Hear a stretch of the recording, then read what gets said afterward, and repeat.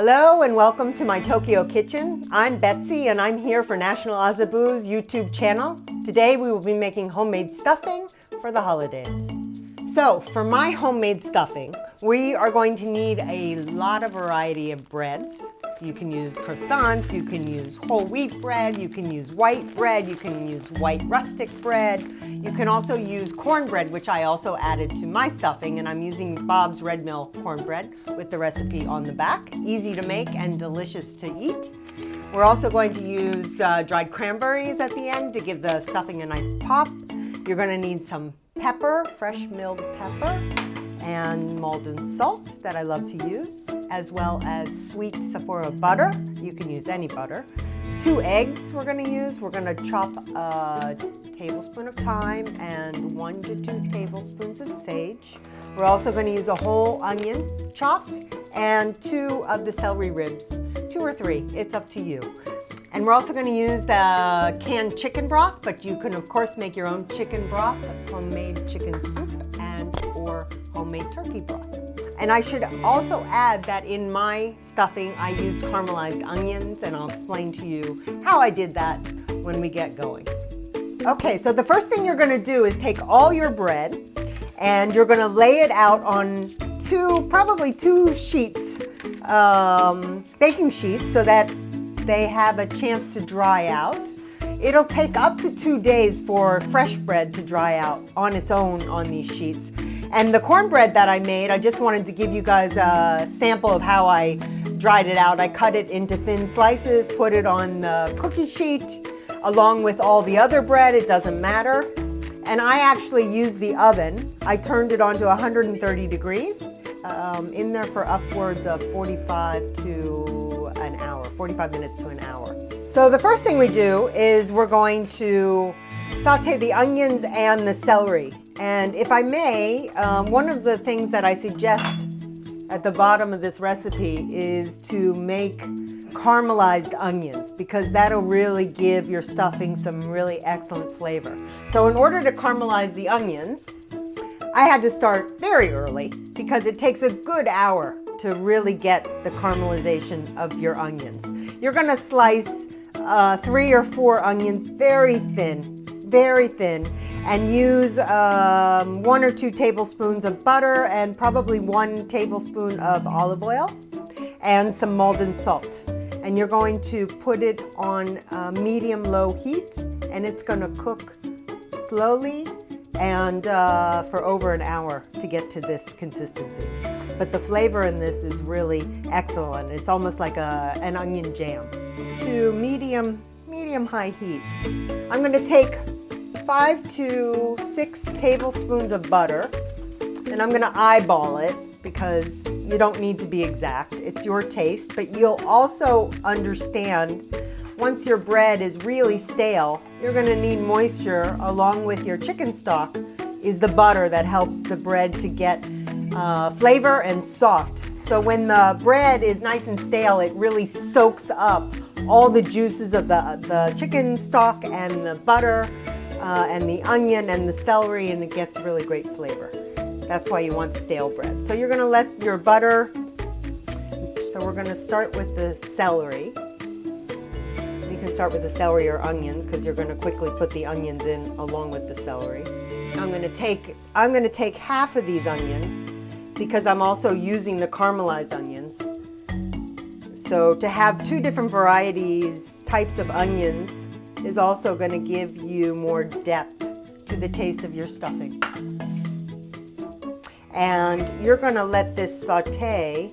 I'm going to add a little more butter and some more of the celery once this gets going. And it's going to saute for a good 6 or 7 minutes. As it starts to saute, when the butter is melted, you're also going to start adding your seasoning. I'm going to take another little patch of butter here to make sure this has enough moisture. And if you don't want to use just butter, it is the holidays, you can also use olive oil. So as the celery and the onion saute with the butter, we're going to add some seasoning. We're going to add some salt, some Maldon salt, sprinkled throughout. And it's to your taste, so don't be afraid to add a little or a lot depending on how you like your spices. Some pepper goes in, and now it's getting nice and sauteed, coming together. I can smell it. I love the smell of butter with onion and celery sauteing. Stuffing is really, really easy, I gotta say, homemade stuffing. So this is gonna get nice and translucent when it gets to a good point being sauteed. Again, it's a good 6 to 7, 8 minutes depending on your stovetop. But what we're gonna do is we're gonna add the caramelized onions that we made earlier. Just making sure this is all incorporated, all mixed together. We're gonna add the thyme. We're also going to add the sage and continue to mix it up. A little more Maldon salt. You can never have enough Maldon salt in your stuffing or anywhere. Okay, because the bread is really dry, we're going to start adding this into the mixture. And once we get, I've already got a number of torn pieces. You're just going to tear them apart, very rough. It doesn't matter. You throw them in, some chicken stock. And I took the cans and put them in here because it was easier for me to pour. You're gonna add a little stock at a time. And you're gonna continue to add pieces of the bread. Mix it around. And again, the stale bread allows the juices of the chicken stock and the butter. Okay, you're going to continue to give a little more moisture to the bread. We still haven't used all this was 2 cans of the chicken stock, by the way. Here we go, and the last thing that we're going to put in before we take it off the heat for the egg are the cranberries. Beautiful dried cranberries. Okay, so now we're going to take it off the heat. We're going to turn off the stovetop. We're going to mix this really well one more time. So we're off the heat now. We're going to take the egg and we're going to beat it. These are 2 eggs that we're beating. And we're going to add it.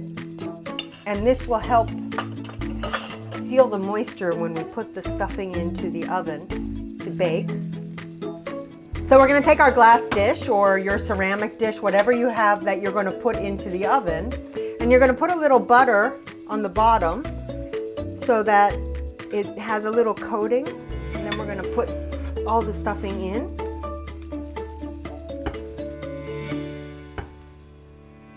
So what we're going to do here, because we're also in the holiday season, is add a little more butter for the cooking, to cook into it, and it'll help also the top to crisp up.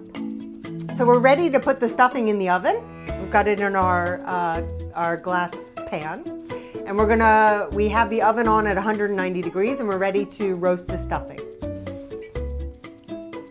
I'm going to put my timer on for about 30 minutes, and you're going to watch it, and if it gets too dry or you think it looks like it's getting dry, you can always cover it with tin foil on the top. At the end, you're going to definitely take the tin foil off. You're going to put a little butter on the top, regardless of whether you put tin foil on it or not. You're going to let the top get nice and crispy, which is what we want. So the stuffing underneath is going to be nice and moist, and the top's going to be nice and crispy, and it's all going to be delicious.